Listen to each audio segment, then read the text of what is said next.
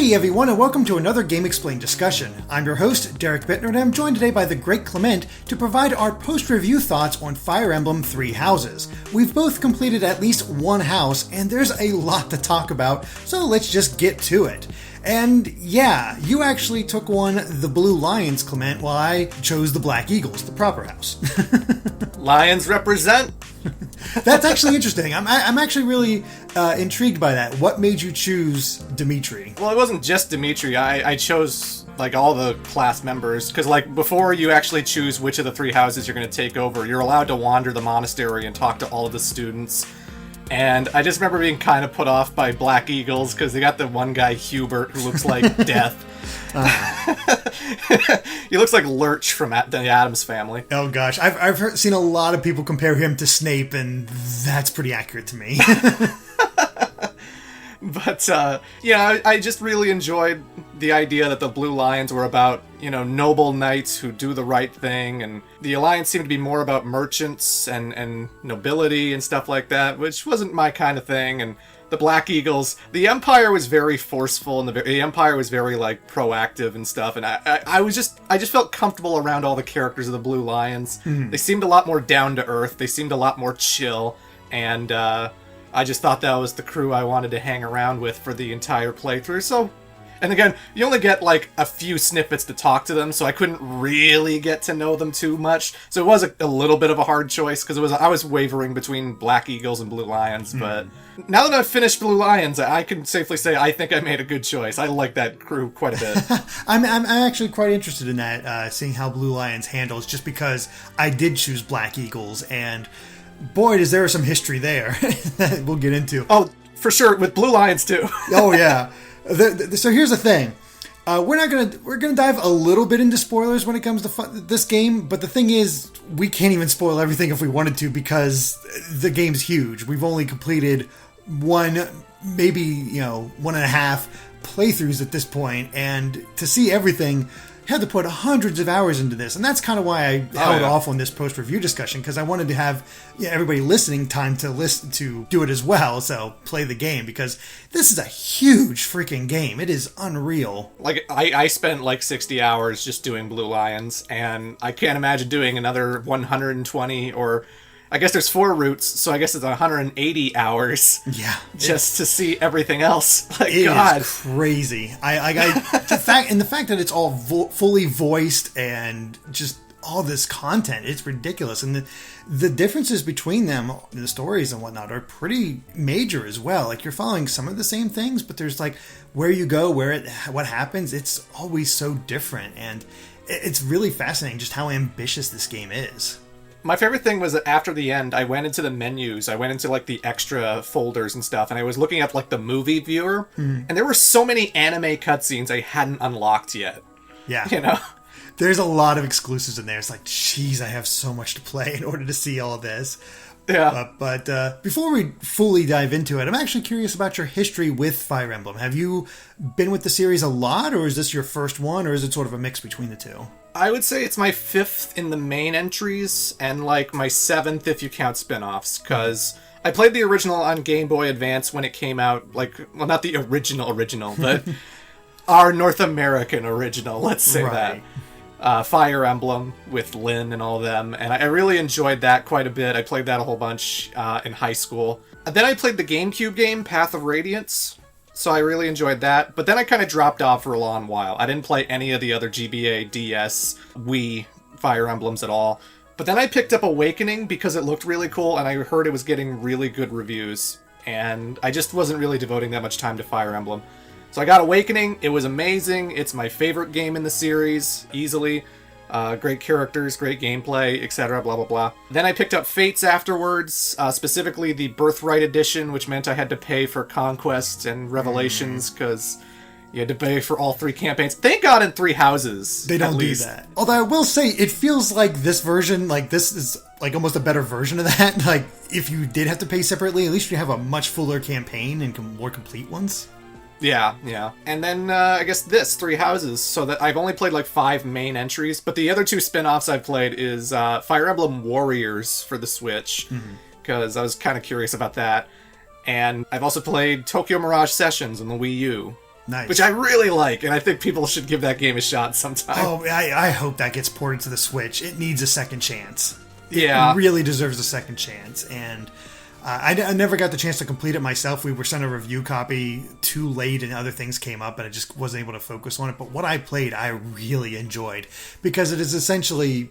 It's essentially a Persona game with Fire Emblem transplanted on top of it. And that's beautiful. Yeah. Like, I was thinking when you're walking through the city, it kind of reminded me of how you walk through the city in Persona with, like, all the different, like, rainbow silhouettes just kind of walking around you and stuff. And I thought, like, this kind of was predating Persona 5 a little bit. Just a little bit. But, yeah, it's a good game.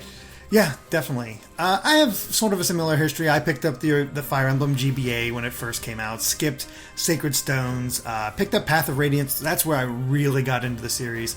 Picked up Radiant Dawn as well because it was just more of Ike, and I was like, yes. And then I got tricked by the whole easy, normal, difficult thing that they had on there, or easy normal, I guess, to how they had it set up, and played on a setting that was way too hard, and it just beat me down eventually. I just couldn't do it, and I didn't want to restart. So I didn't beat it until way later when I started doing my streaming series for the games. But then picked up Fire Emblem Awakening later. And I got tricked once again because I was like, it had normals for newcomers of Fire Emblem, and hard is for experienced players. So I'm like, I'm experienced, I'll try that, and it just proceeded to kick my butt. I'm like, what is happening?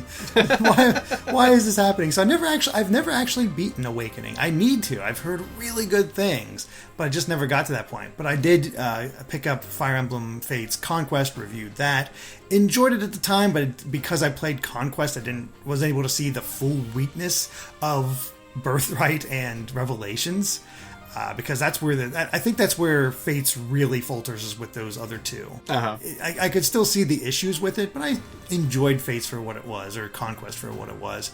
But then I tried out the remake, Fire Emblem Echoes, and did that review, and that was where it really turned around for me. It's like this, it wasn't my favorite, but I saw the production values and just how it improved, and it was like, okay, if they can carry this over to an original game and not follow the Fates route and just be more like this, we're in good shape. And sure enough, with Three Houses, that's pretty much what we got. We're taking the best ideas from Fates and from Echoes and combining it into this game that just seems to have caught fire with people. Oh yeah, I had a hard time putting it down, which I couldn't say about Fates. I could put that down every now and then and be like, yeah, it's fine. But Three Houses, I've just been addicted to it. I just keep playing it and playing it and playing it, and I'm just, I gotta stop. Yeah, I gotta do something else. It's too much. It's too much. But and what is it that just addicts you so much? Is it the school setting and just dealing with everybody, or is it more the characters and just seeing how they adapt to each thing that happens each month? I would say it was definitely the school setting. It was also the characters. Well, first off, I love the presentation now because we've gotten off the 3DS and the character models are fully detailed. There's full voice acting for everything. Even that random soldier in the monastery who's nobody, fully voiced, has their own portrait. All clear, sir. Yeah. Nothing to report. And like the supports feel so much more personal now that it's like an actual exchange between two actors, and they're delivering the history of Fodlan and Fargus and the Adrestian Empire and everything, like, so clearly. Like, it's so much easier to understand with all of these voice acting performances going on. And yeah, with the monastery stuff, I find I'm always constantly talking to people, running around the place, collecting materials from the garden, fishing, doing everything I can just to make sure that I can raise everyone's spirits so that I can train them at the school, so I can get their weapon proficiency up so that they can kick ass on the field. It feels rewarding. It's that nice gameplay loop where everything you do seems to feed into what you want to accomplish, and there's a lot of fun things to do as you go around, and you just want to learn more about these characters. Even the characters not in my house. Like, I was dead set on recruiting another character, and I focused on Leonie for mine. That's who I wanted to grab, and it was interesting because it's great that I finally did recruit her, but you're also into the troubles. Like, yeah, you recruited her, but she can't really interact with that many of your own characters. So how do you want to treat this? Do you want to bring in this character and not have her be able to have supports with everybody, or you want to stick with your house where everybody can talk? And so it was interesting to balance that. Yeah, it was a bit of a balancing act, because I always focused mostly on the students. Like, I figured, they're in all the cutscenes, they're my crew, I just want to make them feel the best. And when it came to, like, all these side characters, like, I recruited all the professors. I got Manuela and Hanneman, and I usually made them adjutants when my professor level started getting higher, so at least they were backing me up and getting experience that way. But for the most part, I stuck with the students, because I just really wanted to focus on that class and focus on what I had been building up the entire time. But yeah, you can... I like the idea that you can recruit almost every student, aside from, like, the leader and, like, their subordinate. So, like, you can't get Hubert, you can't get Dedu, and I think Hilda in the Golden Deer? I think it's Hilda that you can't recruit from the Golden Deer. And you can recruit, like, every student if you, especially in New Game Plus, when you've, you're proficient in all these different weapon types. It just makes it so much quicker.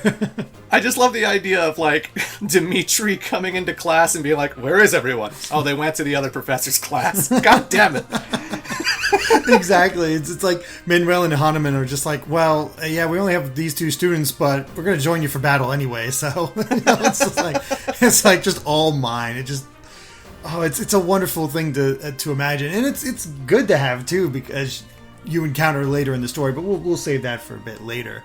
Who ended up being your favorite character in your house, or even outside your house? Ooh.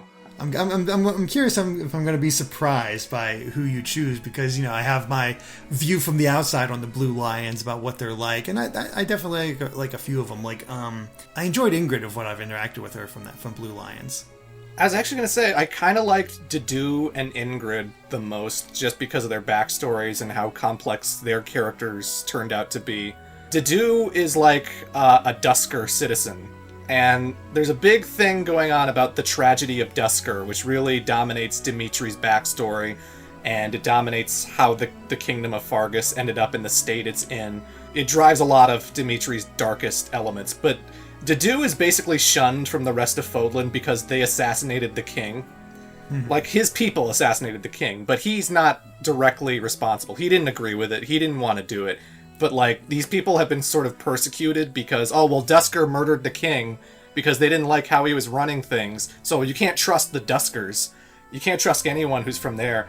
And Dedu is, like, this very big, muscular, like, soft-spoken guy who everyone seems to be intimidated by at first. But, like, if you ever actually talk to him and see any support with the guy, he's not as, like, vicious as Hubert. He's not as, like, condescending as Hubert.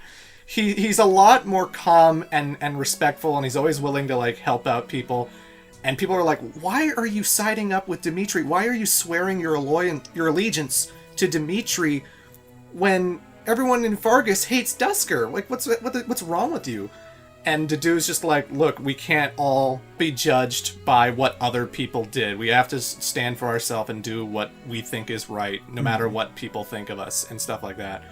And Ingrid, she was about to be married to Felix's brother, whose name was Glenn. But Glenn got murdered during the tragedy of Dusker. Oh. Because he was defending the king. And so Ingrid is sort of a widow. She was about to be marrying this guy Glenn, but he died a long time ago. I didn't realize that aspect of her character. Yeah. That's fascinating. And so she has this close relationship with Felix, who really hates Dimitri, because he's seen what Dimitri did during the Battle of Dusker when things got south. When things really started turning south, Dimitri got really angry and really bloodthirsty, and he started doing things that, like, whoa, dude, I didn't know he was capable of that.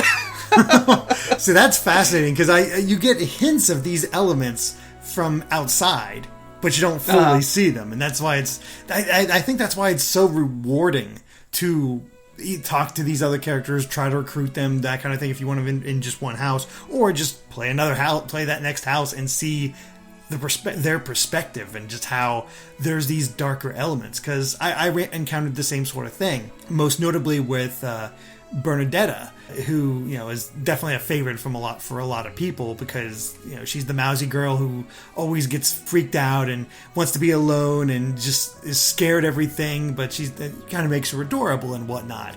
And for me, it was like, okay, like, I'm watching a lot of her early supports, like, okay, I get it. Yeah, I get it.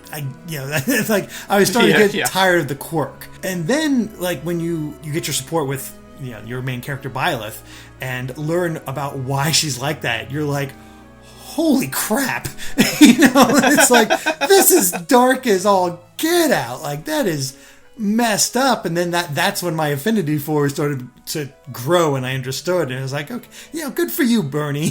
Good for you. That was the thing else that caught me off guard, is how dark this game can get and how violent this game can get. Because like, even in the first like 10 minutes when you're watching that opening cutscene of the woman taking on the barbarian guy, and she stabs him, and then she just keeps stabbing him and stabbing him. And I'm like, whoa, this is quite the opening to a game, Nintendo. Yeah, seriously, I'm used to, I talked about this before, but when she did the whole disarming thing with she took him down without using her sword. Naturally, this, keep it nice and light. And then she starts stabbing him over and over again. I'm like, oh my god. You just don't expect it from a Nintendo game like this. The dark elements happen in Nintendo games, but not quite like that, and it definitely grabs your attention right away. And I don't know about you, but the way they kept having dangling all these mysteries in front of you as you're going through the school year, just I need to see what's going to happen next. And I did not expect to be that invested into the story, because from the outset in all the previews, it's like, you're going to school with all these kids. It's like, where's the conflict going to come from? And that's why I wanted to do all the support conversations, and why I wanted to bring them to dinner and have them pair up with each other as often as I could, because the support conversations for the Blue Lions were really good. I felt like every conversation was unlocking another facet of someone's character, or explaining something about the backstory with the tragedy of Dusker, and I was really fascinated, and I was really interested to find out what was going to happen in the B plot and the A plot, and I was like, where is this going? I actually am kind of curious about this. Whereas, I feel like with some Fire Emblem games, you do get those oddball characters. It's like you were saying with Bernadetta, how she has this quirk where she's always scared, and it's like, okay, we get it. With Fire Emblem Fates, there was this one girl who kept falling into traps with every support, in Birthright. She's like the green-haired ninja girl, or archer girl, I believe. Okay. And I don't remember her name, but I just did all of her supports, and it was just like, oh, she fell in traps again. Oh, she's unattentive. She fell in traps again. And it was just like, get the support A with so many characters with her, and I'm like, okay, what is her character? That's it. All right. That's the thing. Is a lot of old Fire Emblem games, you can have some really cool characters, but they don't ever felt essential to the plot. And this school setting and having all these characters here, just right on the outset, a lot of people were like, you can't recruit people during the game and pull them in. That's a little unfortunate, because that's been a staple of the series. But to have them all here right away and have them actually be essential to the plot, or at least add to the plot a lot more, it just made them that much more memorable, and what made me want to learn about them. Totally.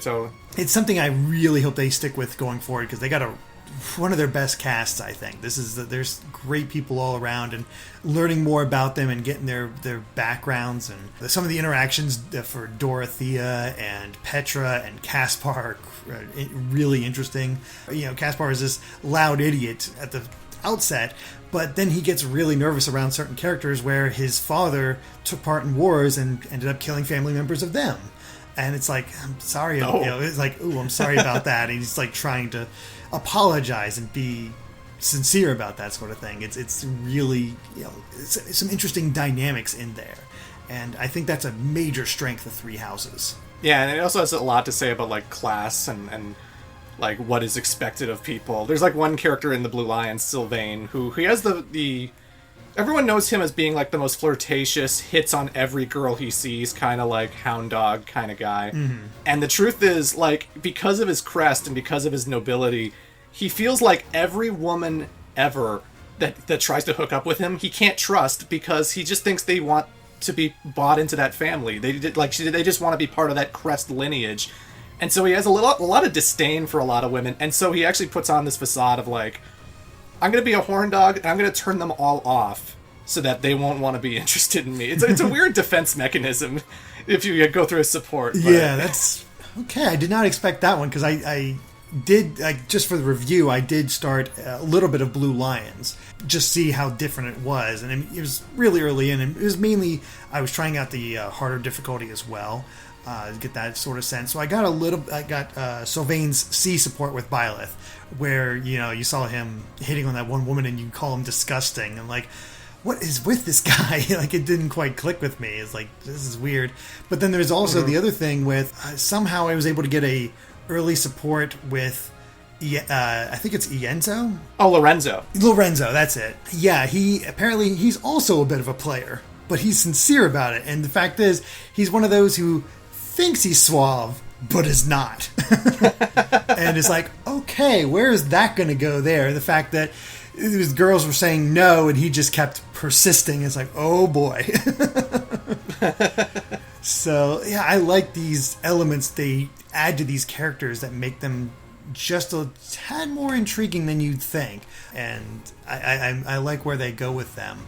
But speaking of the difficulty, what difficulty did you play on when you played through the game? Well, Fire Emblem's always like tricked me before, like it's like you said when you were talking about Awakening. I didn't want to jump right into hard because, well, what's hard to Fire Emblem, So I chose normal at first, and I did do it with the classic setup, so that if people died, they were gone for good.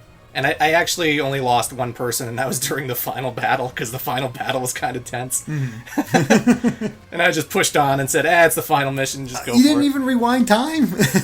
Oh, yeah, I did. And I just couldn't get him out of that position. It was like I had to redo all this gameplay if I did, and I was like, Oh, that sucks. It's actually a good thing to bring up, because I was going to talk about that. Because, I would probably have lost more people if not for that rewind thing. And because you can, put your renown points into all those statues in the monastery, and you can get more rewinds per battle, I almost had no fear of losing anybody, because even if I did get someone killed accidentally, I would just rewind to, before I moved them, and just... you can rewind all the way back to the beginning of the fight if you really want. You can go through an entire list of commands for and be just one use too, and you have multiple uses. So it's I think by the end I had 13 uses or something like that. It was nuts. And so sometimes I would have this accidental I didn't expect that guy to come out of the bushes and archer him. Damn. But then it was just rewind. Oh, he's fine. Yeah, exactly. It kind of makes casual mode unneeded. With that, I'd say so. But there's still elements of when I did get caught off guard. I would lose people, but I was also, I think, a little bit more reckless than usual because I had to rewind. And this is a feature that carried over from Echoes. It was a really good feature, and I was really happy to see it return. It's just useful to have to be able to correct those mistakes and find ways to expand upon it if you desire. You don't need to. I think it's a really good element to have. That said, there was a paralogue that I was taking part in, and I was defending a point early on. You might have done this yourself, I'm not sure, where Rhea is actually part of the battle, and you're defending her, and we'll try and work through the fog of war. And, I've done that. Yeah, and the very last enemy turn, they killed one of my units, and then it ended because the time limit was over. So I lost that unit. I'm like, nope, reset, doing that over again. So that's when the turn wheel did not help me. I'm like, no, I just need to go back one turn and protect this person. So it did get me there where I had to actually reset my game. Nice. But so you played on normal difficulty for the entirety of the game? Yeah, I haven't touched hard yet. Okay. Were you like me, and by the end you felt overpowered as all get out? Yeah. I thought this was definitely a lot easier than Awakening or Fates, or pretty much all of them, really. Yeah, this is definitely one of the easier games on normal. The thing was, I was building up certain classes early on. I already knew exactly what I wanted people to be, and they were getting A weapon, B weapon proficiency pretty quick. So I was already getting them the best weapons, and you can just rake in money if you're battling constantly on your days off. And I just, with the time rewind feature and the fact that if someone does die, you can actually just go back to a previous point and just kind of change your strategy. I didn't really find too many instances that I was really struggling with, because my characters had good weapons. I didn't have to join forces like we did in the previous two Fire Emblem games, because they removed that aspect. So I didn't have to combine units into one mega unit, which I kind of liked. I like that. And I like the fact that on the board, when you actually are moving characters, they actually give you this little indicator, this little red line this red line that shows you, okay, if you move this character here, this guy's going to be going for them. Like, if Bernadetta moved to this spot, a red line will appear over her head, and then it's like, oh, okay, so the guy knows she's there and will be going for her. Mm-hmm. But if I move her like a space behind, all of a sudden she doesn't have a red line, which means no one's going after her, and I knew, okay, I can put her here and she'll be perfectly fine. No one's going to be chasing after her. So a lot of that kind of stuff really made the game a lot easier to manage than previous Fire Emblem games, because I felt like a lot of the battles didn't have too many sneak attacks or too many like, oh boy, they came out of the walls. Oh geez, this ruined my whole plan. Right. Yeah, a lot of times in older Fire Emblem games, they like to surprise you with certain things. And that's kind of one of my issues with Three Houses, is that when you play on normal, it's not that difficult. I rarely had to overthink about my strategies or anything like that. I was basically able to power my way through. Bernadetta was a monster in mine. She was just wrecking everybody, and just and the cool thing is that her crest allowed her to attack 3 times potentially. So I had some where she just destroyed people. It was pretty great. But then also it's just one of those things where the missions never really changed much beyond root the enemy or take out the commander. It was always basically the same, and that's a little disappointing that they didn't try to change it up more. But I will say that I did have to think, at least in the early game, a lot more with hard mode when I was trying out the Blue Lions. I actually had some difficulty in that Chapter 3 battle with Costas, and I had to really manage my healing and what all I did there, and it was definitely a bit more challenging. And of course, we do have the free Lunatic mode coming out, which I'll never play because that is way too hard. So yeah, like, if hard mode was hard for you, and I'm sure Lunatic mode's going to be ridiculous. So, if you want a harder version of the game, I'm sure it's there for you. Just for newbies, for newcomers, normal's pretty easy going. Mm-hmm. I would say normal's probably one of the most easygoing Fire Emblem games that has ever existed, I would say. But then I haven't played every game, so maybe one of the Famicom games were like super easy. I don't know. I think they tend to be a little harder from what I've heard from fans.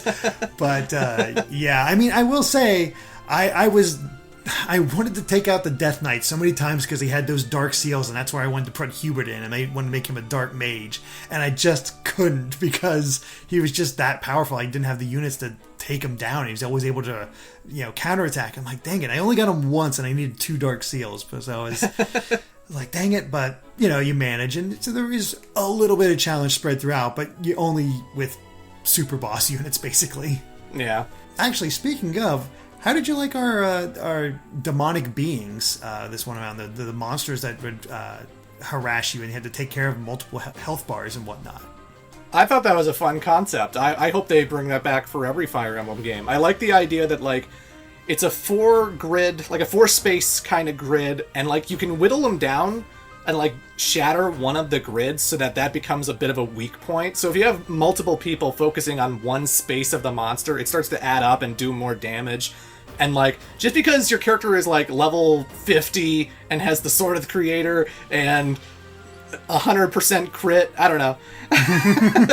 Just because you're overpowered, you can only, like, drain, like, one of their health bars. And they have, like, multiple health bars. So, like, if you do a super, super powerful hit, you're not guaranteed to kill it. You're only guaranteed to destroy one health bar. And then the other party members have to take it out because it's still standing and it's still going to come back and try and attack you and stuff. And I thought that was really fun. I liked crowding all of them around the monster, getting the archers in the back, taking their distance shots, and getting the heavy armor guys, like, up front, like, whacking them with their axes and stuff. And it was so good. Yeah, it was really entertaining to do, and I had a lot of fun with it. I liked how you could use gambits in order to really weaken them. That's basically the only time I really used gambits, was against those monsters, and finding ways to just weaken them so you could get in there and do that damage. But in a more recent time that I've been playing through with my I guess second half playthrough, I don't know how to describe it without going into spoilers, but anyway, the other playthrough I'm doing, I did something I didn't realize was possible that was really cool. So if you destroy all the squares that they're in, you will actually destroy their armor and completely weaken them, as well as get a special item for smithing. So I'm sure you saw with smithing, how you could forge better equipment. You didn't always have that necessary stuff. And I always wondered, where do you get this? It's from those creatures, and you got to break all of their squares in order to obtain it. And it's really cool.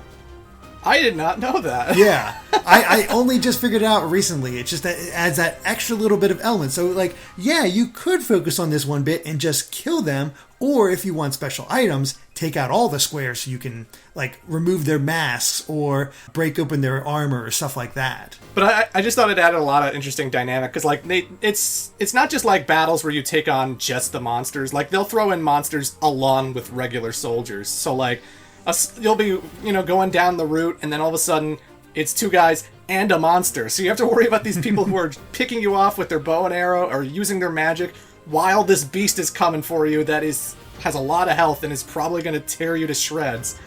And that's when the fights kind of got interesting. I was like, oh boy, I gotta plan around this. This is gonna be tricky. my thoughts were, monster, don't kill these guys. That's my XP. Trying to prevent them from stealing all that, because that happens a lot with Fire Emblem, with these third-party units stealing XP from you or messing with your playthroughs. But yeah, it was just a good time, and I enjoyed those aspects of the battles.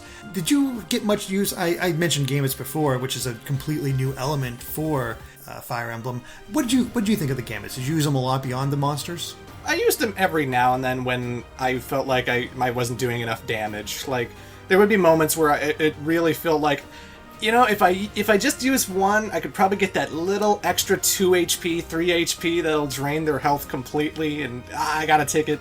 I was rolling in cash, to be honest, because I was always doing, like, side battles, and you get so much bullion for doing side battles.